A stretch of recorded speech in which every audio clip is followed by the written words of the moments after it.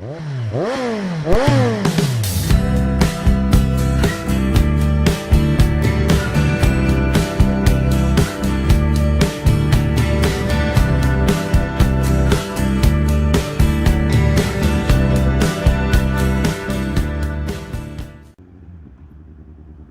guys, well, you can see I'm on my bike today. I thought I'd do a short video, a bit more of an update to where I am.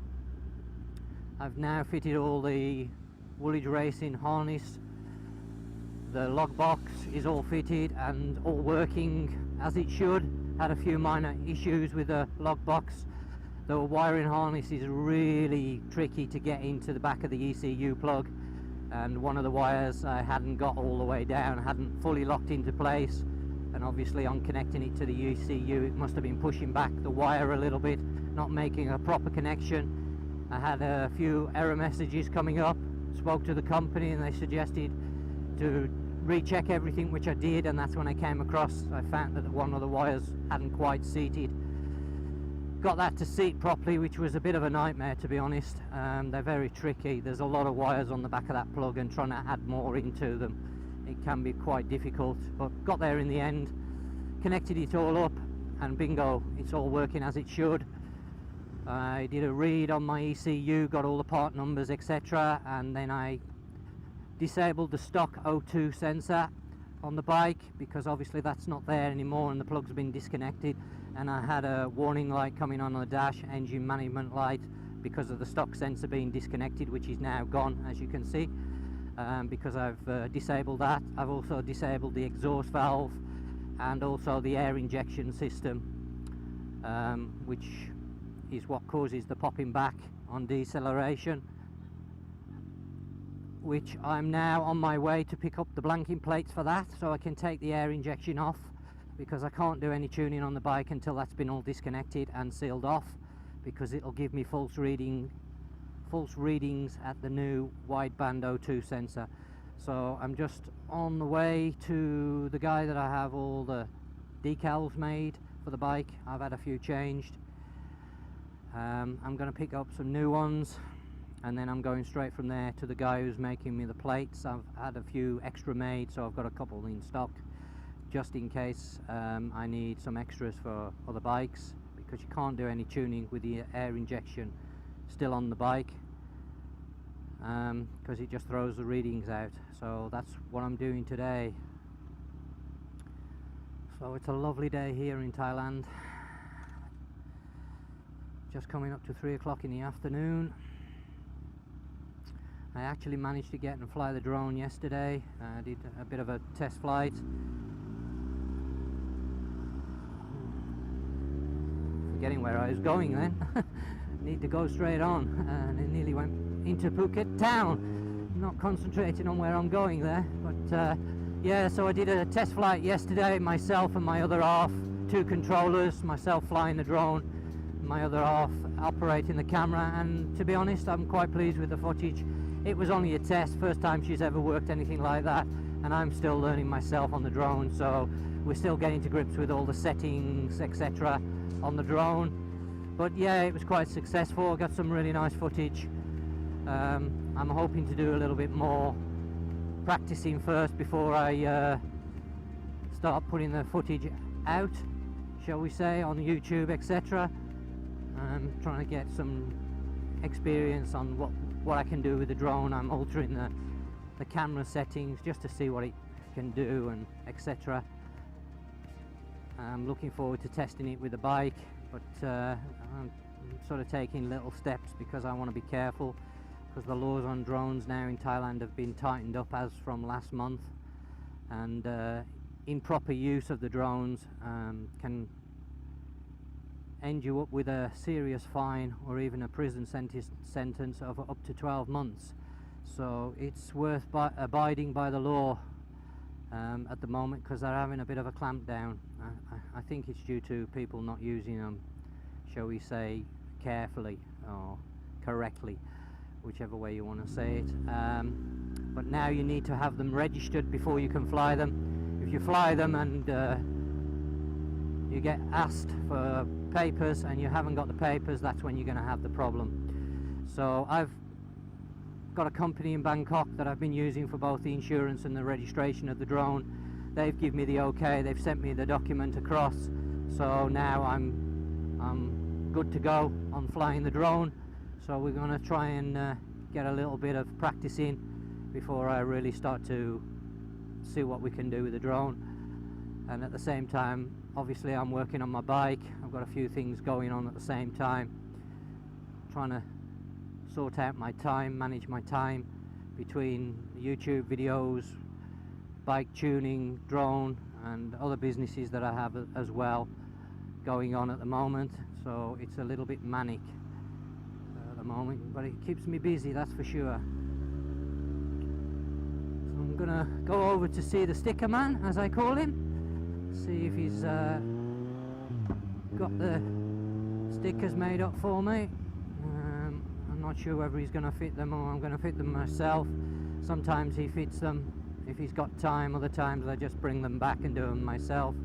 But I've had a few new logos made now for the bike.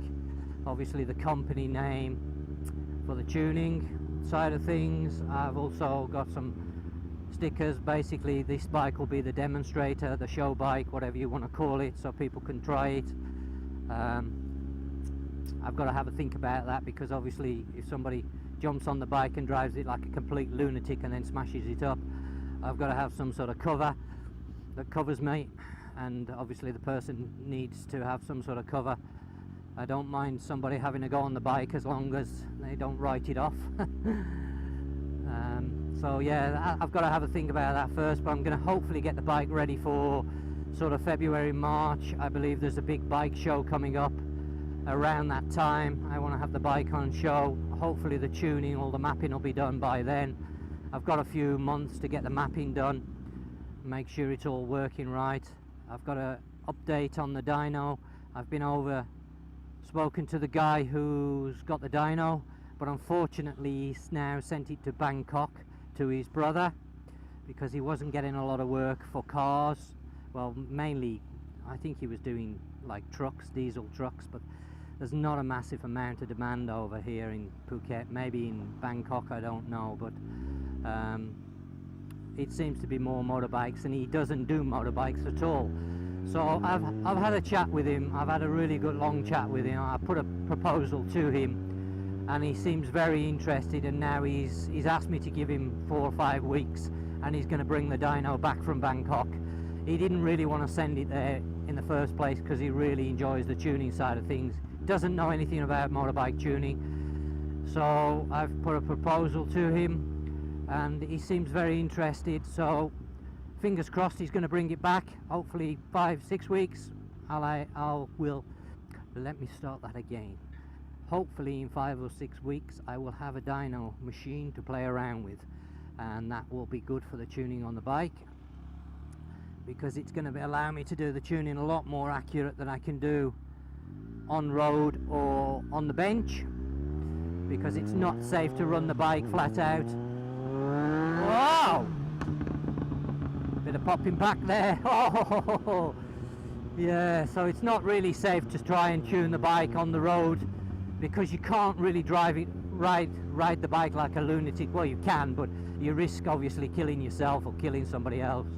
So that's not really advisable, especially here where I am. The traffic's quite busy, to be honest. I am looking for somewhere that I would be able to run the bike that's not busy, sort of private road or something, but I haven't been able to find anywhere at the moment, and we've not got out here like old airfields or anything like that. So it means I wouldn't be able to get really good tuning on the bike on the road. So fingers crossed for the dyno machine. If he brings it back, that's going to be great. I can get obviously a better tune with that machine. Putting it on there, I can run the bike flat out with no danger to myself or anybody else. So we'll have to wait and see. I got to speak to him again in 6 weeks time and see what the score is on that. But until then, I'm going to have a play around with the bike a little bit, try and get the popping back sorted out, make sure everything's running on it reasonably well, and then hopefully when the dyno comes I can then start to fine tune it and really push the bike to its maximum on the tune. and see what sort of figures we can get out the dyno. I know the Kawasaki Z1000s as stock form normally produce around the 140 brake horsepower, 140, 144.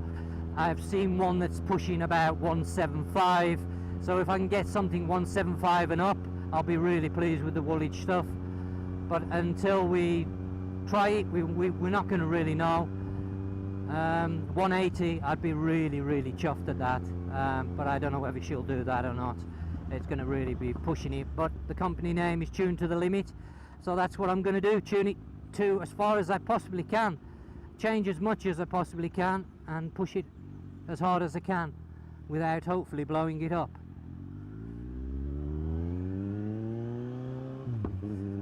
But we will have to see what happens.